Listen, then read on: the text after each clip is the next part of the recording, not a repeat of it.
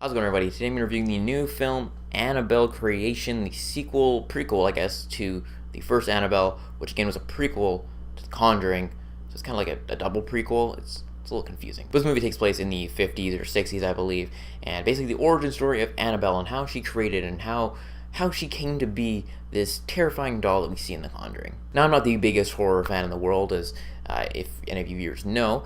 I like movies like Get Out and stuff like that, more of the psychological thrillers. I do like good horror movies like The Conjuring and Conjuring 2. I love those movies actually quite a bit because I'm invested in the story of it.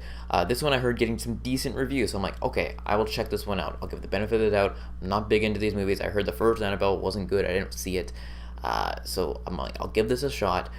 And overall, I think it's fine. It's a fine movie. It's nothing awful, but it's nothing I'm gonna go back and rewatch. Some of the things I do like in it, there's some parts in the middle and towards the end that really amp up the stakes, and there's some very creepy imagery that goes on in those parts in it. The beginning half of it's a little bit slow to lead up to it. When some of those scares do hit, though, they work really well. And there's one scene upstairs where all these things are happening. I don't want to give anything away, so I'm gonna be vague on it, but there's some stuff in the middle and some stuff at the end that did work for me. Very creepy stuff going on. People around me were scared pretty much throughout the movie. For me, again, I have a tough time getting scared like this, stuff like that. There's a couple jump scares that work, and that's kind of one of the things that there is a lot of the jump scares, and you can kind of see where things are going here and there. There's a couple parts where you think something's going to happen one way, and it happens a different way, which I really enjoyed. And David F. Sandberg, who directed Lights Out, which I saw was pretty good, actually. I enjoyed that one. That's why I was kind of excited for Annabelle Creation. Does a good job at making it unique and giving his own take on it. So I'm not going to fault David F. Sandberg for this movie. And it's not, like I said, it's not bad. It's just fine. It's just fine. It's nothing I'm going to remember and I'm going to be like, oh, you need to see Annabelle Creation. If you want to see it, go watch it. And you probably enjoy it. If you like these type of movies, I think you will like this movie. For me, as coming from someone who's not big into horror movies, it needs to kind of be new and fresh, and I need to be invested in the story, which is kind of another negative, is that there's some things that you could latch onto a little bit with the story, but they don't really develop it too much, so that you get really invested in these characters. I'm like, okay, if this person dies, they can die. I don't care that much. This person would die. I mean, the two young girls, actually, the main two young girls, were pretty good in this movie, actually. And that's one of the bad things about some horror movies, that the performances are kind of just throwaway, and they're just there to be there, and they don't really mean anything. But this, the characters are actually some decent stuff.